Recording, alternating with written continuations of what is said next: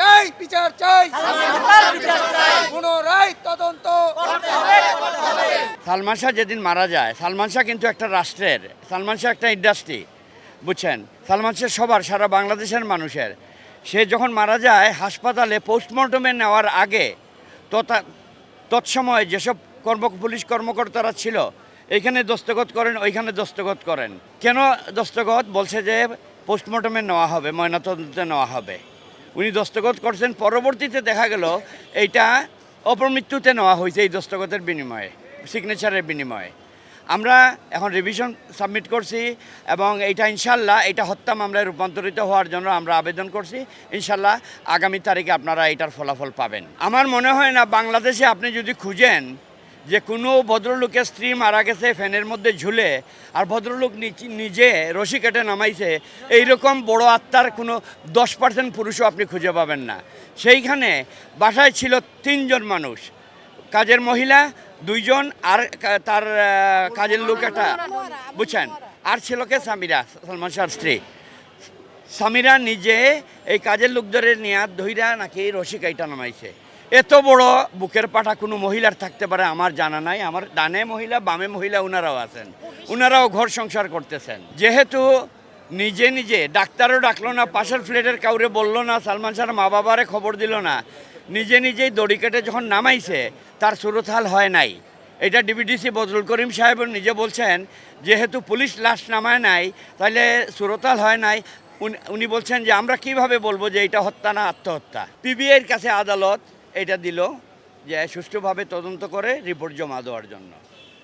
এটা পিবিআই দায়িত্ব কি? আদালতে জমা দেওয়ার। কিন্তু সেই বনোজ কুমার সে তদন্ত করে, হ্যাঁ, হত্যা না আত্মহত্যা, আত্মহত্যা না হত্যা। দেখেন তার কথার মধ্যে গড়মিল পাওয়া গেছে, আপনারা দেখবেন। সে তদন্ত করে এইটা রিপোর্ট আদালতে জমা না দিয়ে সে জনসমক্ষে এটা প্রকাশ করলো।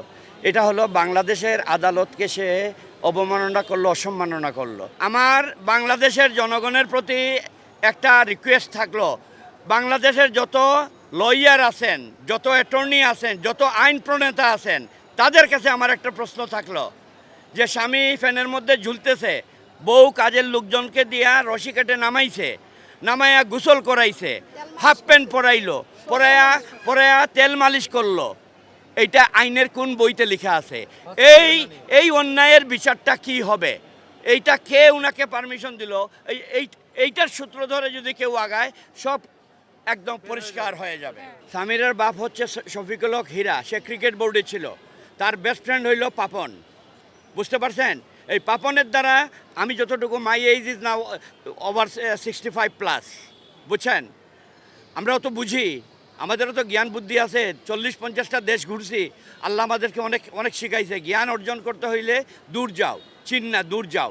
অনেক জ্ঞান অর্জন করছি। এই মামলাটা আপনারাও জানেন, জনগণও জানেন এটা প্রভাবিত কি না। হ্যাঁ, আজকে আমার বাড়ির যদি কাজের মেয়ে মারা যায় বিষ খায়া বা আত্মহত্যা করে, আমাকে রিমাইন্ডে নেওয়া হবে, আমার জোয়ান ছেলেকে রিমাইন্ডে নেওয়া হবে, আমার বউকে রিমাইন্ডে নেওয়া হবে। তাদেরকে কেন রিমাইন্ডে নেওয়া হলো না? আজকের মেসেজ থাকবে, 5 আগস্টের পরে ন্যায় বিচার শুরু হয়েছে বাংলাদেশের মাটিতে। আমরা সালমান শাহ মারা যাওয়ার পরে যে 40-50টা বাচ্চারা মারা গেছে, আত্মত্যাগ করছে, তাদের বিচার, সালমান শাহর বিচার, সাগর রুনির বিচার, বিডিআরের বিচার, সমস্ত বিচার আমরা দেখে যেতে চাই। এইটাই যে আইন উপদেষ্টা আছেন ওনাকেও রিকোয়েস্ট করতেছি, আমরা সুষ্ঠু তদন্ত এবং সুষ্ঠু বিচার আমরা চাই। কোন প্রমাণ চান আপনারা? সালমান শাহ হত্যা না আত্মহত্যা, কোন প্রমাণ চান? চ্যালেঞ্জ দিয়ে বললাম, চ্যালেঞ্জ